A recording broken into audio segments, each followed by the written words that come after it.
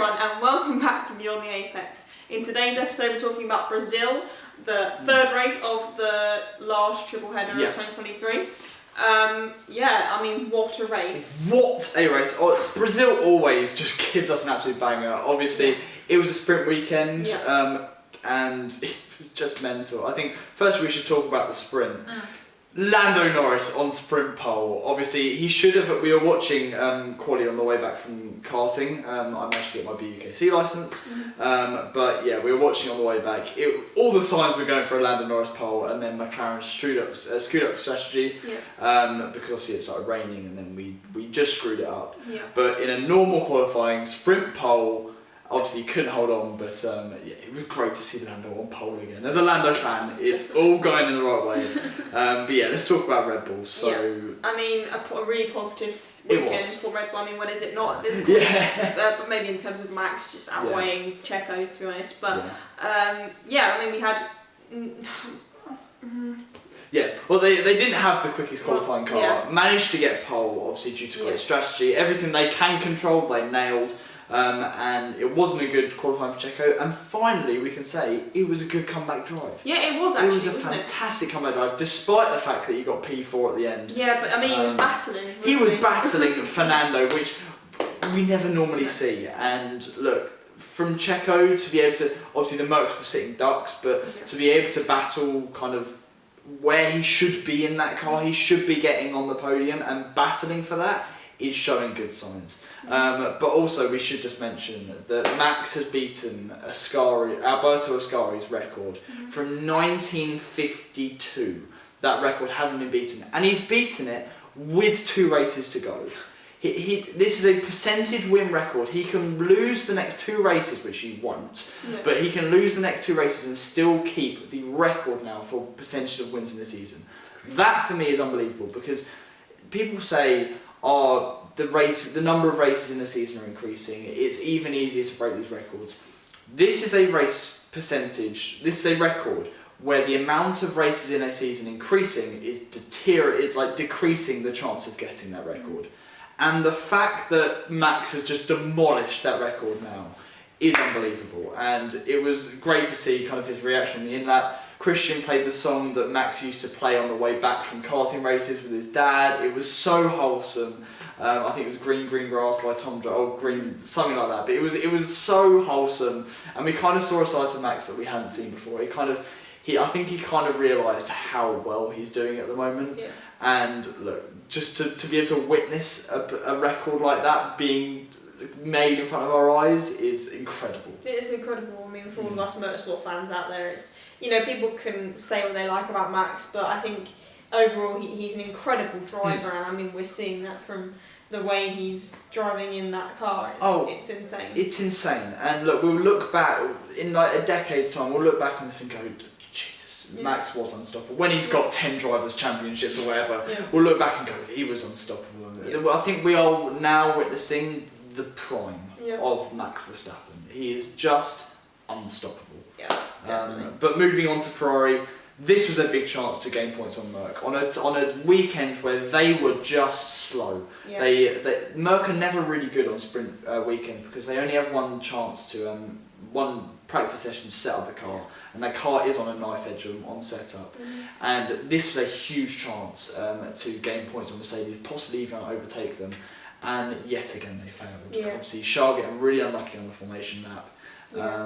And he actually, the engine nearly exploded. I think what I've heard is that the computer online got a notification the engine was about to explode and shut it all down. But still, it's so unlucky for Charles. It is unlucky. I mean, especially on the formation lap, it's just not good, especially after a good qualifying from both of them as well. It was a fantastic quality from Charles. Putting in P2 in a car that should not be P2 is classic Charles. But that car had pace to be on the podium this weekend, absolutely. And unfortunately, he is the unluckiest driver this season. He has had like 7 podiums. I think I saw a stat. He's had 7 podiums robbed him from just unluckiness. And look, I mean, Sainz had a good drive, obviously over both of the Mercs because they were sitting ducks. But it could have been a big weekend. Definitely, and we'll go on to Mercedes in that respect. You know, I mean, not a good weekend, like you said before. They were sitting ducks. Yeah, but it was horrific. I mean, you saw Gasly overtaking them with ease. Yeah, like it was, you didn't need much to overtake them. They were just so slow on the straights, but also just not quick at all. No. But yeah, lucky to get in the points. Lucky, very, very lucky to get in there. I mean, if George hadn't retired, he wouldn't have been in the points. Yeah. I don't think there was any doubt about that. And obviously, we saw kind of hints at the Merc race pace being poor in the sprint when Tsunoda's overtaking Hamilton with ease. But yeah, I mean, it was a weekend to forget. And with everyone kind of saying this season that this was the season where Merc was going to get back, they were going to fight Red Bull.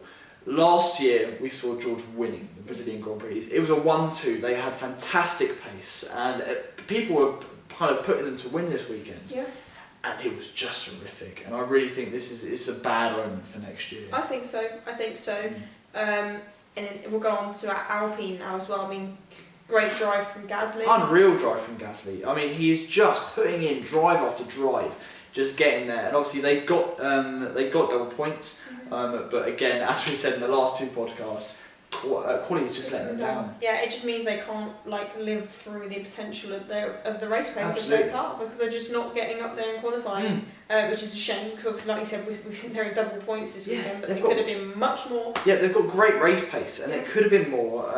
And yeah, it's just, I think it is a recurring theme with Alpine this year that they aren't doing well in quali, and that car does have better race pace than quali. It's somewhat like the Merc, like the Ferrari in that point. No, not like the Ferrari.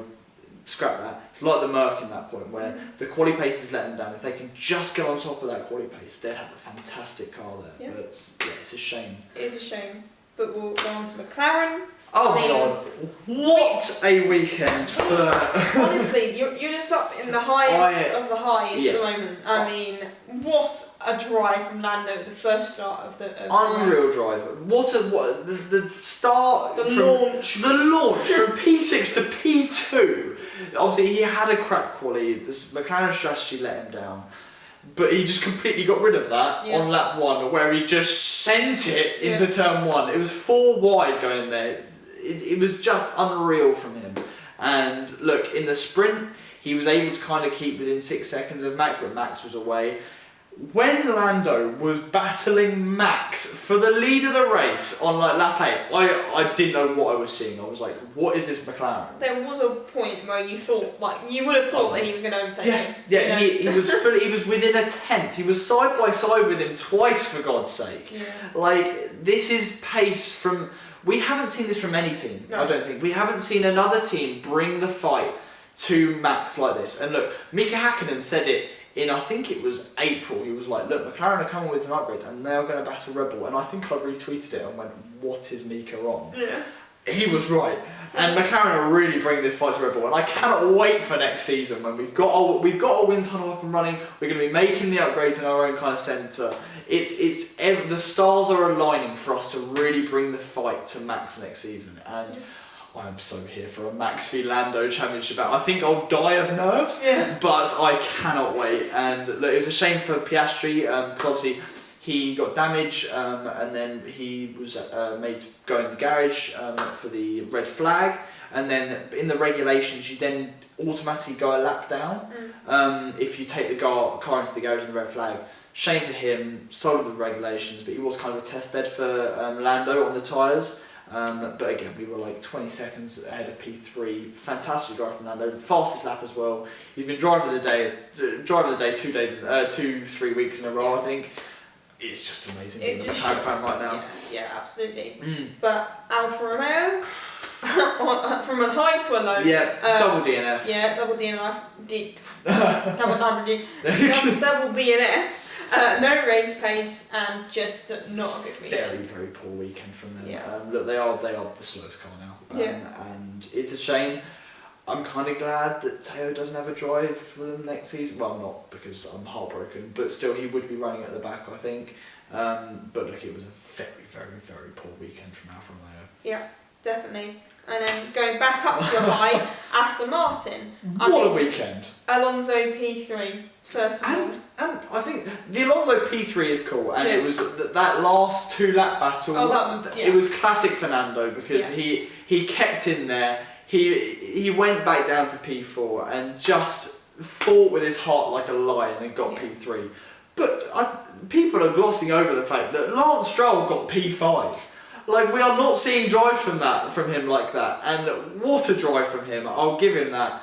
And such positive signs for next season. Yeah, absolutely positive. I mean, you know, we saw the up and coming Aston Martin right at the beginning of the season. You know, we saw, like you said, we saw. You know, it's not if Fernando's going to be on the podium, it was when. Yeah. So now it's so good to see the Aston Martins really being up there in the constructors, because they have the potential to be up there, and I really hope to see them up there. So do I. I think everyone secretly kind of roots for Aston Martin. They were Force India. They were a team that run on no budget and kind of outperformed their stay in F1. And now they're Aston Martin. Everyone has a soft spot, and obviously I love seeing Fernando at the top. I think everyone does, and it's great to see that team doing well. From the climb they had from last year, they're going to continue climbing, and fingers crossed we can have, like, I think it's just stuff from dreams for F1 fans if we can have a 5-car battle for the championship. We won't. Red Bull will be 6 tenths ahead in Bahrain, but we can dream for now. We can dream. We can dream, yeah. So go on to Haas. I mean, good quali from both cars. It was. Into Q2. But then again, still no pace in terms of the race. And obviously, I think though we talked about the upgrades last podcast. Obviously, it was a sprint weekend. They couldn't get the setup again. I think we will see a more competitive weekend in Vegas and then Abu Dhabi with 3 practice sessions to get that setup right. I think that is their struggle at the moment, kind of getting a hold of that car. But yeah, they had an incident at the start. Both cars out, and they couldn't have really done much about it. Yeah, absolutely. It was just unlucky, to be honest.